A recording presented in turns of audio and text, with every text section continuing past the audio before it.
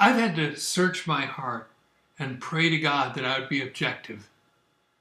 You already know from Vlog 131 that after 18 years, I was convinced that my amillennial end time views were wrong. And you know from Vlog 149 that I believed Tischendorf was telling the truth for 30 years before finding out he was a liar. I am still going to have to change the next printing of some of my books because of all this. So you know, I was serious when I told God, please show me the truth. Was there a BC Septuagint? You see, lots of people through the ages have claimed that Jesus read the Septuagint, a Greek Old Testament, and his apostles did as well. They say that if Jesus and the apostles trusted the Septuagint, then so should we. But the Septuagint also includes the Apocrypha, where we find writings in favor of praying or paying for the dead, purgatory, committing suicide, an angel of God lying, sorcery, and magic. I'll tell you more about that in another vlog. You can also read some of it in chapter 15 of Why They Changed the Bible. Also, the Greek Septuagint is the basis for the Roman Catholic Latin Vulgate. So actually, this is a very important question. If I was wrong, it would just be one more change in a world of changes. I promised God I would change whenever I was proved wrong. That's why I've stood for the KJV for the last 17 years, against my formal training in Bible, college, seminary, and SIL. So let's deal with the issue squarely. Is there proof of a BC Septuagint? Now, I've about finished double checking my research, maybe triple checking. What is the best evidence for a BC Septuagint, and is it a mountain of evidence or a molehill? You may want to press pause right now and put on the subtitles, because here we go. Hi, I'm David Daniels from Chick Publications. First, I had to find the best evidence. You can find a lot of Septuagints around. The main two are here in my hand, Lancelot Brenton's Septuagint from 1851, based, he supposed, upon the Vaticanus and Alexandrinus. The other is the Ralph's Hanhart Septuaginta from 1935 and updated in 2006, based upon the blending of Sinaiticus, Vaticanus, and Alexandrinus. It also claimed to have some readings from the Hexapla, the 6 Old Testaments and columns done by Origen in the 230s to 240s AD. That's all fine, but none of that is BC. All of that is AD. Only one document claims to tell the full story of the creation of the Septuagint. It's called the Letter of Aristeas. There are two main English translations of the whole Letter of Aristeas. R.H. Charles from 1913 and Henry St. John Thackeray from Cambridge in 1903. Thackeray also made a 1917 book, The Letter of Aristeas, translated with an appendix of ancient evidence on the origin of the Septuagint. That sounds like best evidence to me, so let's start there. I've wondered for years if there was anything else available to testify to this BC Septuagint. I and probably you have assumed so much for so long. It's like when you go to any class, from elementary school to college, the teacher says, "When did the dinosaurs roam the earth?" And they'll say, "Millions of years ago." It's rote memory. It doesn't mean it's true. Everybody just assumes it is. It was the same in Bible college. The teacher could ask, "When was the Septuagint written?" And we'd say, 285 BC. My wife Deborah remembers it. You probably do too, if you went to Bible college or had one of those scholarly Sunday school teachers. Again, we assumed it was true. It just doesn't mean that it was. Nobody actually checked it. So let's do that now. But let's save the actual letter of Aristeas for afterward. Let's talk about the other supposed testimonies for a BC Septuagint first. This comes from Thackeray's appendix entitled The Evidence of Some Ancient Jewish and Christian Writers on the Origin of the Septuagint Version. First are the rabbinic Jewish writings. Witness number 1 is the Megillah Ta'anith, the Roll of Fasting, written between 41 to 70 AD, 3 centuries after the supposed Septuagint, during the revolution of the Zealots. It says, on the 8th or 7th day of Tebeth, December, January, the law was written in Greek. Or it could simply mean they put the Hebrew into Greek characters. In the days of King Ptolemy, and the darkness, like in Exodus 10:21, came upon the world for 3 days. That's an interesting quote, but it doesn't tell much. First, which ruler named Ptolemy? Starting with Alexander the Great's general Ptolemy, there were no less than 15 generations of Ptolemies who ruled over Egypt between 305 and 30 BC. Second, was it started, finished, or all done on the 8th of Tebeth? It doesn't say. Third, was it translated from Hebrew to Greek, or was it just Hebrew words written in Greek letters, transliterated? Fourth, where did the story of darkness on the world for 3 days come from? We have no such story anywhere else in the world. It would be rather obvious if it happened. Somebody would have recorded it. So I don't trust this story at all. It sounds like a folk tale, not solid evidence. So witness number 1 is excused. Witness number 2, Masachet Sopharim, the Tractate of the Scribes, from the 700s AD, almost 1,000 years after the supposed Septuagint. These are snippets of Part 1, Section 8. It happened once that 5 elders wrote the law in Greek, which could mean, again, Hebrew words written in Greek characters, for one of the 15 Ptolemies, quote, and that day was a hard day for Israel, like the day on which Israel made the golden calf, end quote. Then it basically says that on another occasion, one of the Ptolemies put 70 elders in 70 cells, private rooms, without telling them why. Then he said, write me out the law of Moses your master. Then all of them were of one mind and wrote out the law, evidently without a copy of the Hebrew law. Quote, but they altered 13 passages. And it lists them in detail. 7 in Genesis, 3 in Exodus, 1 in Numbers, and 3 in Deuteronomy. Which is weird because it adds up to 14, not 13. Going on, Masachet Sopharim also says that the Hebrew names for God in that scroll sent to Alexandria were all written in gold letters. But it says that the wise men replied, put it away.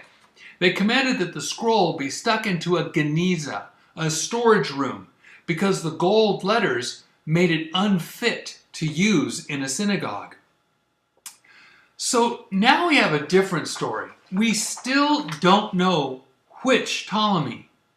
It was only 70 elders, not 72 like in Aristeas, and they all wrote the exact same words in their private cells, even in the 13 verses or 14 where they disagreed with the Hebrew, without even one Hebrew text in their possession.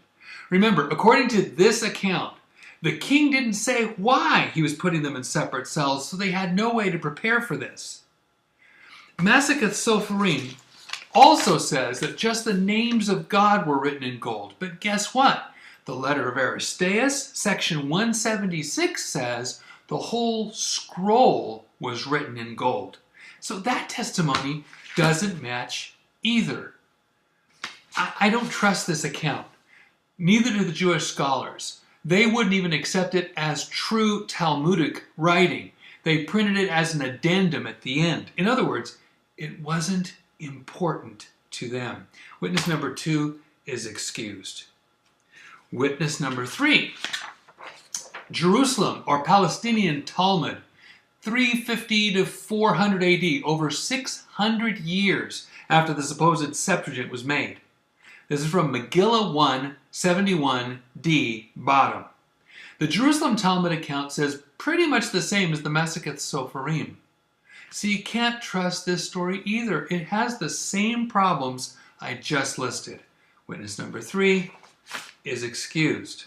Number 4, the Babylonian Talmud, Talmud Bavli, from around 499 AD, almost 800 years after the supposed Septuagint was made. Megillah 9a. It matches the story of the Maseketh Sopharim, but changed 70 elders to 72. It also declares that it was only permitted to translate the Hebrew into Greek. The Hebrew text may not be translated into any other language. And it had some other differences. So it corrected one part of the Septuagint story, but the rest has the same errors. Witness number 4 is excused, and that's all the witnesses from Rabbinic Judaism. None of them passes the test. Now, for the Hellenistic Greek Jewish writings. Witness number 5, the letter of Aristobulus of Peneus, was supposedly written around 186 to 145 BC, 100 years after the supposed Septuagint, because it is addressed to King Ptolemy VII Philometor during his reign. However, so many scholars have disputed this letter that they actually call it pseudo-fake Aristobulus. The only one who claimed it even existed was Eusebius of Caesarea in the 300s AD in Preparation for the Gospel, chapter 13, section 12. It took me a while to track this one down. I verified the wording in a 1903 translation by E.H. Gifford. The letter of Pseudo-Aristobulus claims that Plato, who lived in the 300s BC, was a follower of the laws of Moses and studied all their details. But, he said, the complete translation of the law and all its contents was made under King Ptolemy Philadelphus, ancestor to Ptolemy VII, who displayed the greatest zeal, in quotes, while Demetrius of Phalerum busied himself with the necessary arrangements. Anybody who reads Plato knows full well that Plato didn't follow the laws of Moses. That's just bogus. And the fact that so many scholars don't believe for a minute that the document is real pretty much settles it. Besides, again, we only find this letter in Eusebius of Caesarea's writings in the 300s AD, and Eusebius had a personal vested interest in promoting Origen plus the Septuagint with Apocrypha. Eusebius copied that from Origen's 5th column right there in Caesarea Maritima where he lived. And the same Eusebius became Emperor Constantine's lapdog. Witness number 5 is excused. Witness number 6, Philo of Alexandria, 25 BC to 50 AD, was a Hellenistic Jewish man who lived in Alexandria, Egypt. He was born into wealth and society, educated in Greek and Roman and Egyptian as well as Jewish culture. He believed that the scriptures cannot be understood literally. He started up the allegorical, non-literal method of understanding the Bible that Origen later copied. Philo said that God was too marvelous and complex to take him literally. So, of course, Philo could not take God's words of Scripture literally either. Philo's story of the Septuagint on the life of Moses, part 2, sections 5 to 7, is the most complex one yet. Here are some highlights. First, he waxed eloquent, saying that King Ptolemy II Philadelphus, who reigned from 285 to 247 BC, was the greatest of all the Ptolemies. Philadelphus had such a passionate desire for the laws of Moses that he sent ambassadors to the high priest and king of Judea, who were the same guy. So the high priest / king found Hebrews trained in Hellenic Greek learning as well as Hebrew. Then Philadelphus made feasts and asked them philosophical questions. They passed all these tests with flying colors. So Philadelphus found the purest and cleanest, undiseased location in the land, the island of Pharos, for them to live and commune with God while they translated. Here's how Philo described the translation. Quote, "In secret they sat, with none present save the elements of nature, earth, water, air, heaven, whose origin it was their first task to expound. For the cosmogony, the origin of the universe, holds the first place in our laws," meaning Genesis 1 to 2, "and as men possessed, they produced not diverse interpretations, but all alike used the same words and phrases, as though some invisible prompter whispered in the ears of each." Then he said that they exactly defined every Hebrew word with its corresponding Greek term. And when the people read both the Hebrew and the Greek, quote, "they call those men not translators, but priests of the mysteries and prophets, to whom it was vouchsafed with sincerity of mind to enter into the spotlessly pure spirit of Moses," end quote. Then Philo claimed that there was a yearly festival on Pharos Island to thank God for the Greek translation. So what do we make of this testimony? First of all, Philo was not a Bible believer. Second, he claimed that the Jewish high priest was also king. That would mean either the high priest Onias I, high priest until 280 BC, or his son Simon the Just, 280 to 260 BC. But neither high priest was called or treated as a king. Remember those names when we come to the letter of Aristeas. Third, how expert in Greek culture could the Hebrew translators of the story have been, who spent their entire existence keeping separate from pagans? Fourth, who would have taught Jewish people Greek philosophy in the 280s BC?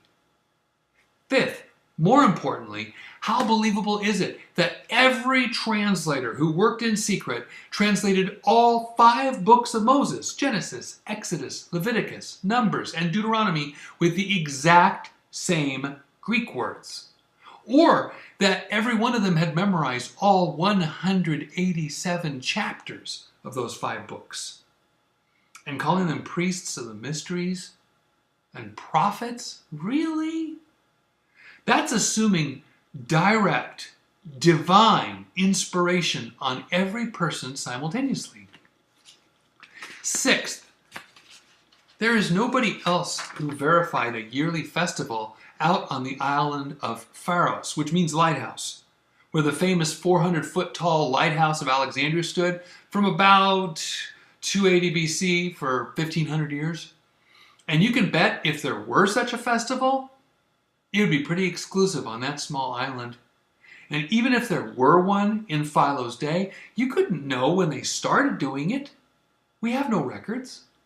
Without corroborating evidence, it sounds like something that was added to make the story sound more legitimate.